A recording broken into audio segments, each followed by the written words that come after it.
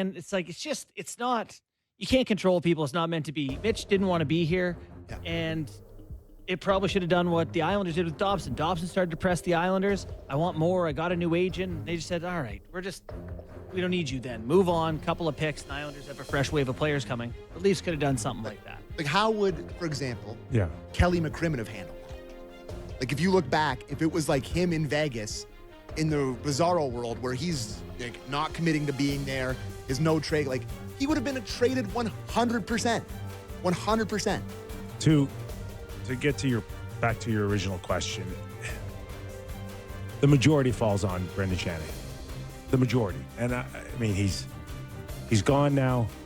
But yeah, this was all under his watch. So yeah, he's got to be a big boy and wear it, and he did. He lost his job, but he wanted to believe in this group to the point where he doubled and tripled down on it.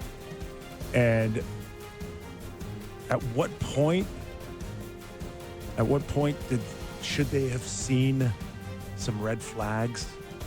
At what point should they have had more concern about where this was headed? Brad Treliving's relatively new to this whole thing. So, yeah, he's been here now a couple of seasons, but clearly he doesn't wear it like Brendan Shanahan because he's still here and he's getting an opportunity to fix a lot of things right now. Yeah. But like I look at the behavior of children, and I don't necessarily look at the child first. I'm like, where are the parents, and what's going on with the parents, and what are the parents saying, and what are they doing to rectify this behavior? That's a bad dog. I wonder what happened with that dog. So ultimately, yeah, I think for sure Brendan wears a lot of this. And at what point should they have identified where the tea leaves were telling you this was heading? That's, to me, the miss. Is that there were concerns behind the scenes, and I don't know whether you wanted to face them head on or you just brushed them under the carpet. I will always be amazed that, like, you know, we've talked about the accountability and lack of accountability. The fact that everybody came back after Montreal will always stick with me. Mm-hmm. That Dubas was still around, Keefe was still around, all four of the core guys, Morgan, like, everybody just got to, and listen, they went past the first round of the playoffs. The next year, I understand that, first time, whatever. But that year, when you still would have been able to trade Mitch, you still would have been able to trade Willie. Like, I'm not even saying it had to be Mitch, but it just had to be one of them at some point. And the fact that everyone came back after Montreal was insane. So that's maybe where it started. You know, so when I coached with Sheldon, and I say coached loosely, you know, I helped him do the coaching with the Marlies. I remember being in a playoff series, and after the first game, we had gotten walked through the neutral zone, and he wanted to change our forecheck to something we hadn't done all season long, like game 2. And I was like, And you told him you're crazy. No, actually, yes, I did. I told him, you know, that makes no sense. We're overreacting, whatever. And his point was just that in a short series, you don't have time to figure out if it was just bad luck that your strategy didn't work, or you have to make the adjustments and assume that was real information back to you. And it's funny that so many years they thought the Leafs just got unlucky in the playoffs. Tavares' injury happened the one year. We couldn't get the goaltending this year. You know, they excused it away when they got the same information over and over. Yeah, they just didn't fall. Next time they're fall. Like, at some point, you had to have made the call and said, make a pivot.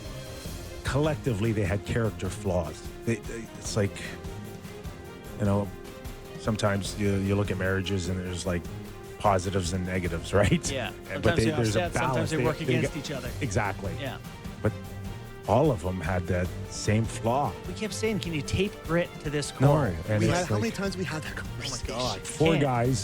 Four guys making $50 million, and every single one, come playoff time, want to go around you and not through you.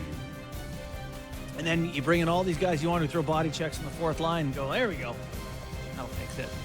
Like, no, those guys aren't on the ice enough in the big moments for it to matter. So, Did you want to hear anything from McCrimmon about the trade at all? Yeah, okay. I put 3 in there. Well, let's do the first one, Derek, on the process to trade for Mitch. Clip 1. You know, with respect to Mitch, we've had discussions with Toronto, you know, going back a long time where we would have been interested in acquiring Mitch Marner. We had discussions at the trade deadline that were initiated by Toronto, where they were trying to do a trade that involved another team. We weren't able to make it happen.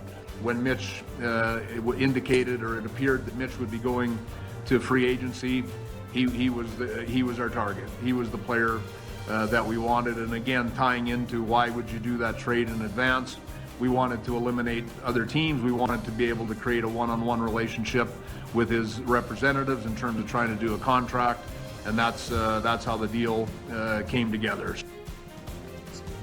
I've gone on record to tell you guys that if it was me, I would have given Mitch Marner a window at the end of the summer to start the season, but I would have given them a hard date to say, I cannot let you walk out the door for free here. Okay? I need, if you are not signing with us, I need 2 teams, 4 teams. I need something. You got to give me something to work with. You think they would have given that? Hold on. Sorry? You think they would have given that? I would have demanded it. This is the most sensitive camp on earth. Yeah. Demanded it. This is the most sensitive camp and player on earth. I mean, you bringing up comments in press conferences from years ago that, Tree didn't come out and say, we got to get this guy signed. It's like if they had gone to him and said, give me 2 teams, give me 4 teams, I demand it. Yeah. I mean, he might have packed up his ball and gone home. Then pack up. I don't care. Yeah. I don't care. Yeah, listen, I agree with you. You That's have a right. basic But you were dealing with a principle and live you just wire. Stick with it. Yeah. That's it. Yeah. All right, it's over. And they didn't show those stones. And I just talked Dobson and Darsh. They did there. I cannot be embarrassed in this situation. And Brad almost was. He salvaged Nick Waugh, which was, I like him. And I think there's some good upside. Yeah. I think as close as you can get to anything of substance, usually these things are like a fourth rounder, a fifth rounder. They got a guy with some upside here. 27-year-old controllable right shot center who can 6'4". play. Yeah, he can play. He can play. So good on Brad to get something, but he came this But it ain't close ranting. to mismanaging an asset that could have been regarded as one of the worst managed assets in NHL history. No It is? question. Yeah. Can I ask you about that 3-team thing that he mentioned there? Do you have any insight on what that was? Like, because I remember you brought up the Cowan thing. Theodore, I think, was involved before. It was before the season. Before but the at the contract deadline. system. At the deadline, he alluded to Nothing.